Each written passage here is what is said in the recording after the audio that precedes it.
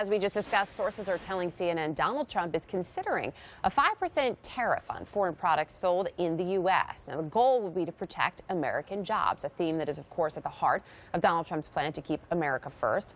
The fallout, though, would likely be felt in your pocketbook by way of higher prices.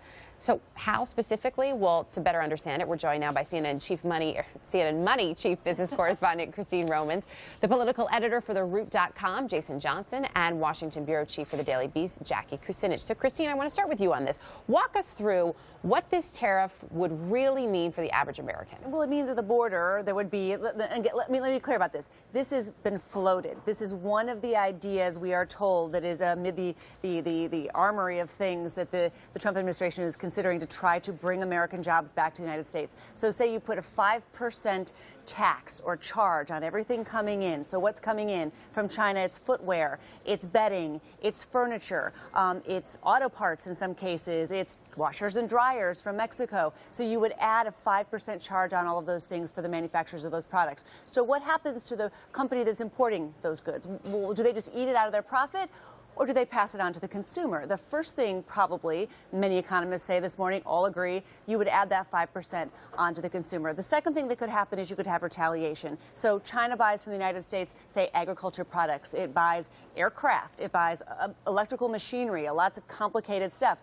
Well, then China could say, all right, we're going to put a 5% tax back on you for your soybeans, for your corn, for your Boeing planes. And then all of a sudden you have this tit for tat, and that's where you start to have trade wars. So, Mark Zandi from MoodysEconomy.com this morning telling me this is just a bad idea to put a 5% tax on everything. There's the business community pushing back sharply, saying this is a sledgehammer for trade. This is not good for trade policy.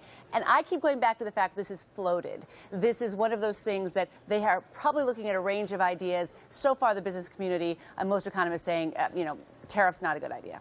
It also could impact, and Christine, you and I were talking about this just briefly in the break, but Jason, I want to throw this one to you. It could directly impact some of the people who were some of Donald Trump's biggest supporters during the election. So it sounds great, especially for a lot of places in the middle of the country where jobs have gone away, and yet to have to pay higher prices, Jason.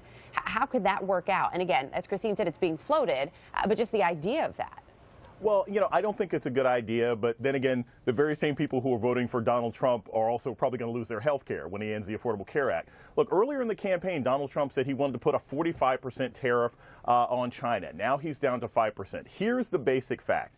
If you go to trade war with other countries, and that's what that is, if you start putting across 5% tariffs on everybody, it's going to be perceived as a trade war. They will raise prices. That will in turn affect American jobs and American prices. We tried this before. In 2009, President Obama tried to put a tariff on China bringing tires over here. And it saved, if you think about it, maybe about 1,000 jobs, but it ended up costing American consumers hundreds of thousands of dollars more to just buy tires. So it's not a very good idea. I think that's why Trump is floating it right now. He's going to do some sort of tariff, and it's going to end up blowing up in his face and hurting the very people who voted for him.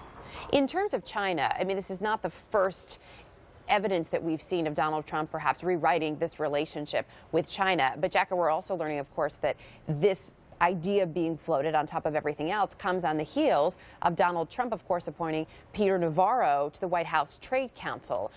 When we add all that up, what's the impact on that relationship? He's already sort of started a antagonistic a relationship with China. So it really, I mean, look what happened with Taiwan. I think he was the nominee for, 2 weeks? So no matter what, I think that relationship is going to be a lot tougher than it's been. And it's already been kind of tough the last couple years. But we'll have to see what the reaction is if all of this is from Congress. Because a lot of Republicans are stalwartly against tariffs and won't be happy with this to the extent that they speak out. There was an article in Politico a couple days ago that there is some fear about speaking out against Trump. We'll have to see if they overcome that when it comes to the economy and some of the economic principles that they have so steadfastly clung to the last, for most of the establishment Republican Party.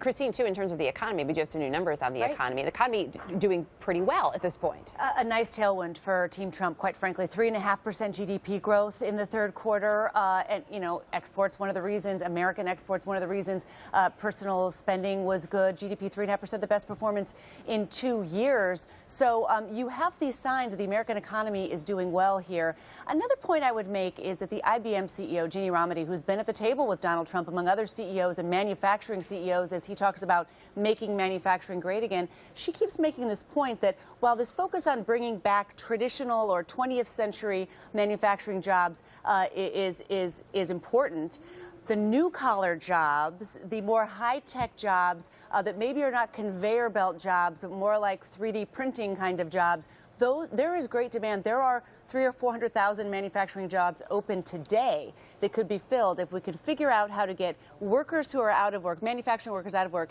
and those employers to get the skill set right.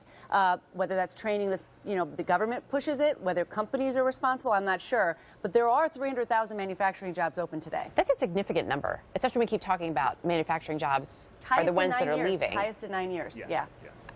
I do want to ask really quickly, we also have new numbers on signups, of course, for Obamacare. And Jason, since you brought this up, I'll throw this one to you. We've heard, of course, consistently, the president-elect has said it is going to be repealed and replaced. We don't have a firm idea of what that replacement looks like.